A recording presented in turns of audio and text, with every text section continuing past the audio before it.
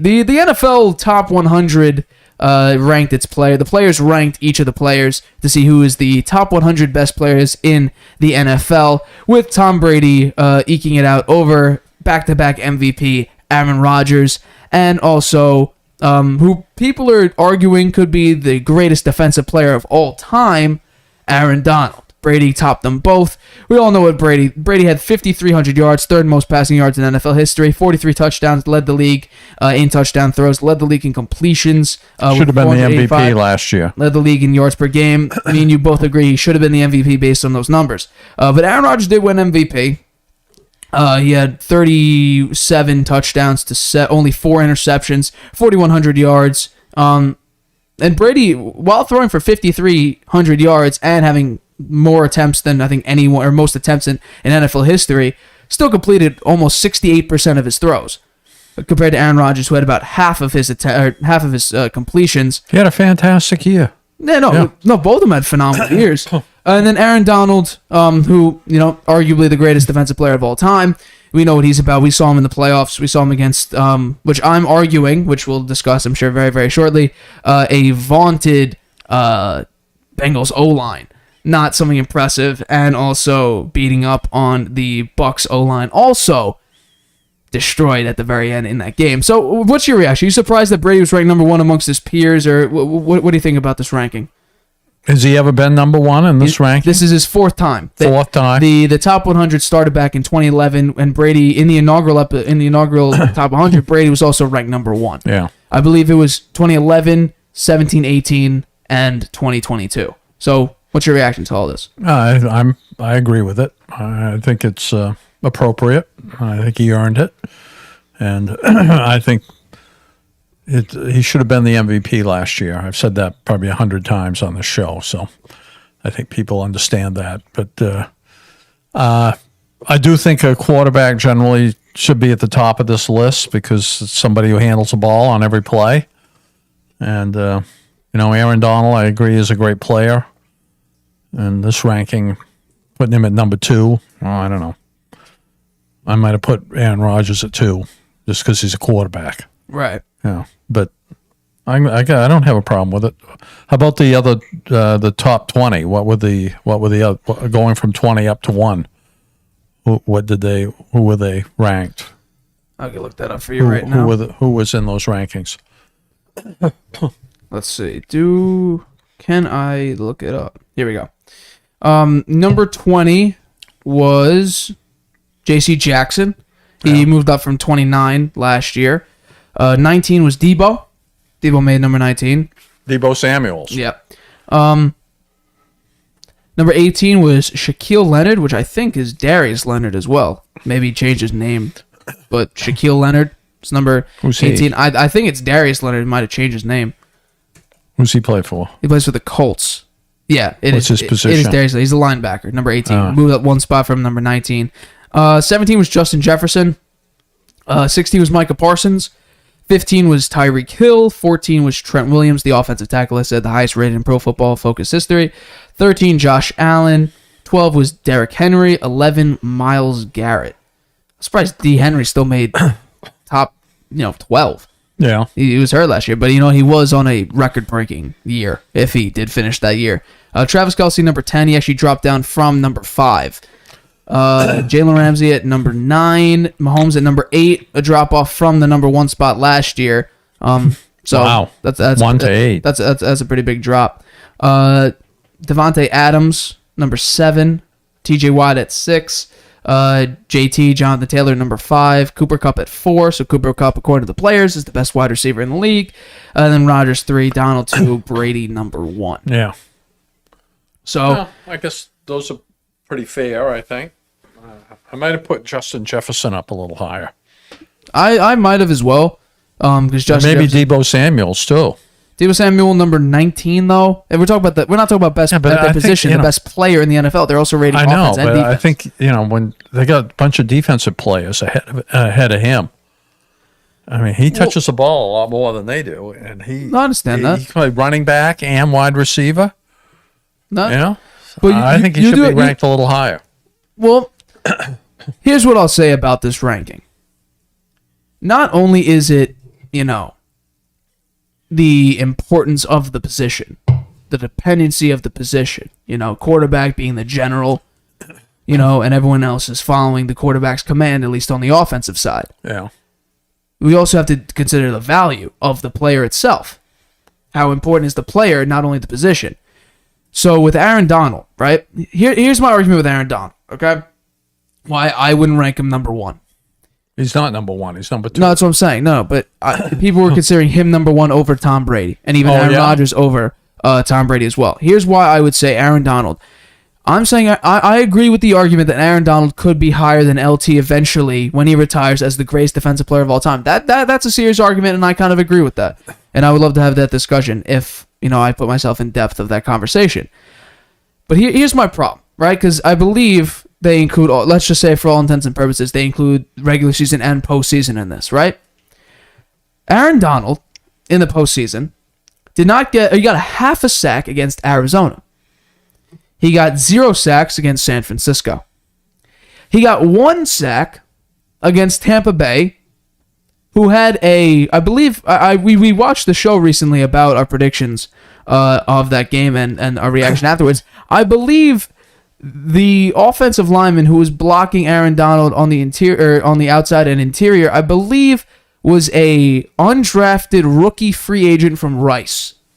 That's who Aaron Donald was going up against, and he could only register 1 singular sack against him.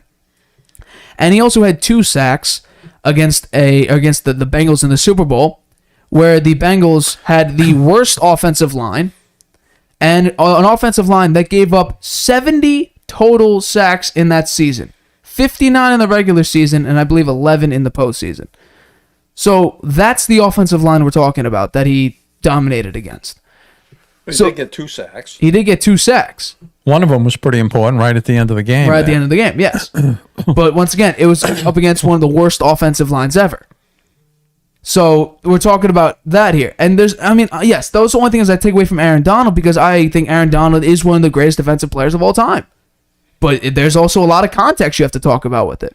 Aaron Rodgers lost to Jimmy G. Looked horrible in the postseason, has been looking horrible in the postseason, but just talk about last year, Tom Brady just outperformed Rodgers.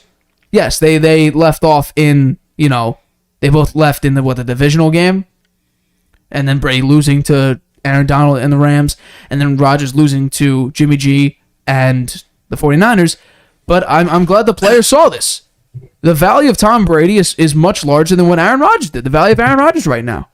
Because people understand that last year, and that's all they mentioned. They didn't mention prior years, the fact, 3 years ago or 2 years ago, he won the Super Bowl and he did this with this team, whatever. They were talking about last year, and that's what matters. Last year, Brady did better than Aaron Rodgers.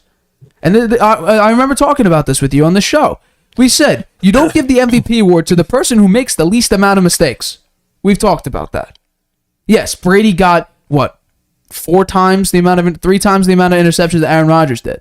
It's okay. He's throwing the ball down the field a lot faster. Right, he's taking risks and throwing the ball down the field more, and almost the same amount. They almost have the same exact completion percentage. Brady has almost 200 more attempts than Aaron Rodgers. And 1,000 more yards, 1,100 more yards passing, right? Yeah, and 6 more touchdowns. So we're talking, they understand that Brady is the better quarterback than Aaron Rodgers. Yeah. It's as simple as that. That's good. I think the players have it right. The one question mark I have is that the past 2 years, right? They ranked Brady 7th last year, and in the postseason or the offseason when Brady went to the Bucs, he was ranked 14th, and then he comes back and wins the Super Bowl, and then gets ranked 7th, and now loses in the divisional round, puts up 5,300 yards, third most. The year he was ranked 14th was just last year with the Patriots. Yeah, it was 2019, right? And the offense didn't have that many players around him.